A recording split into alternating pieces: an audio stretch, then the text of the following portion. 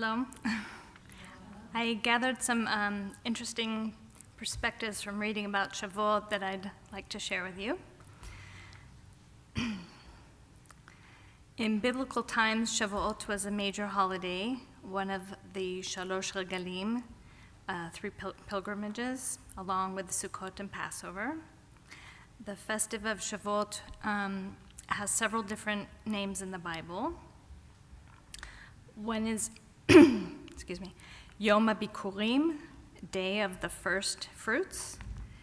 Shavuot was a celebration of the harvest of the first fruits of late spring, and it was customary for worshipers to visit the temple in Jerusalem, and they would bring offerings from the first of the season's crops, including dates and figs and grapes, pomegranates, and olives to the temple.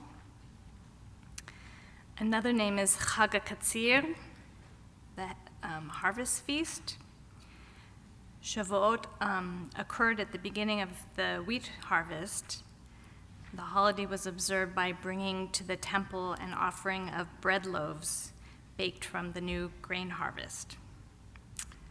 Sorry, gluten-free wasn't available then. Shavuot is also called Chag Matan Torah, the season of the giving of our law. After the destruction of the temple, the observance of Shavuot offerings was no longer possible. Shavuot became the anniversary of the giving of the Torah at Mount Sinai, and a holiday for enjoying delicious cheesecake. Tradition maintains that King David was born and died on Shavuot. In the book of Ruth, which is read on Shavuot, we learn that Ruth was an ancestor of King David. Also, Ruth, as a convert to Judaism, accepted the law of the Torah voluntarily, just as the children of Israel did at Mount Sinai. Therefore, there's a link between the spring harvest, which is a major theme of the book of Ruth, the giving of the Torah at Mount Sinai, and Shavuot.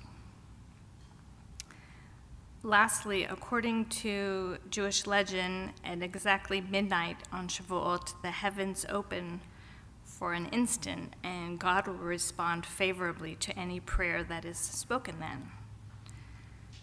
According to one commentator, it's likely that this story was told to keep children and sleepy adults awake during the night's study session. Late night and early morning prayers on Shavuot were said to connect the individual with the daily creations of light and darkness. Chag Sameach and happy Shavuot. And as you're coming up, I'll say, so with those beautiful teachings, Shavuot begins tomorrow evening, and there will be an all-night, including that midnight hour, study and prayer marathon here at Har Hashem with all the rabbis of the community, and we invite you to come beginning at 7:30 tomorrow evening, and maybe we'll all be together at that midnight hour. Thank you, Karen.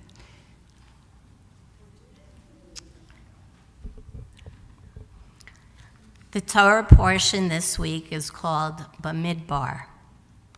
While called Numbers in English, the translation from Hebrew is in the wilderness. The book of Numbers covers the 40 years the Israelites spent in the wilderness of Sinai between exodus from Egypt and the entrance to the Holy Land.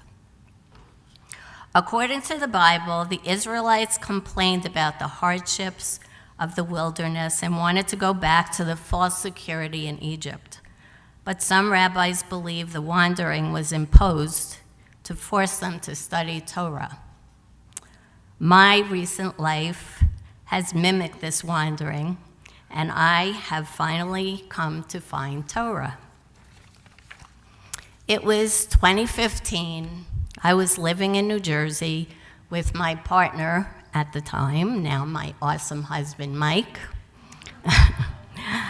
I was a middle school teacher in an Orthodox yeshiva, having worked there for 28 years. I was very unhappy. First, in my job, I felt like a slave to parents, kids, Board of Ed. Second, both my sons had moved away. And last, it was New Jersey. One Sunday morning, my married son called from Colorado. "Mom, please come to Colorado and help us with our children." What?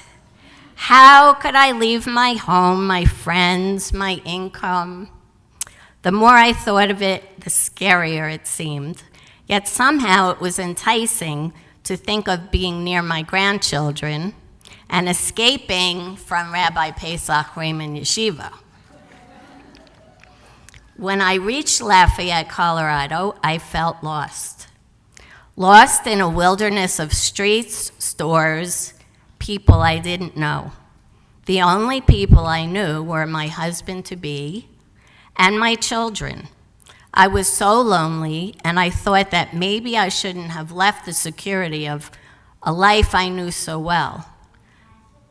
Just as the Israelites thought of going back to Egypt while they suffered the hardships of the wilderness. I recognized that I would need to be open to new people, possibilities, and adventures. I thought it would make sense to go to a synagogue and see if I felt comfortable there. Mike and I met with Rabbi Green, and I immediately felt a connection. We joined Congregation Har Hashem, and since Mike wanted to convert, we signed up for a conversion class. I went as well to support him. As a group, we all became very friendly, and things started to open up for me. Mike and I started coming to Friday night services. I was so moved by the welcoming community, the rabbi, and Holly's amazing singing. In November of 2016, I went on the retreat with Women of Har Hashem. This was a turning point in my life. I made close friends and wanted to do more. Since then, I've become president of Women of Har Hashem, taken classes to enhance my spirituality, and finally, I'm on my way to being a bat mitzvah. The people who have inspired me are Rabbi Ruthie, Alice Gansfield, Holly, Stuart Feinhor, and of course, Rabbi Green. So now here I am, appreciating the wilderness I found myself in because I'm studying Judaism and Torah. I have come to treasure a spirituality long missing from my life. A commentary about Bamidbar by Jonathan Blake reads, "It is not insignificant, however, that we came of age in the wilderness, for it is in the wilderness where the Torah tells us we spent 40 years wandering that we grew into self-respecting Jewish people, slaves to Pharaoh no more." That certainly resonates with me. Right.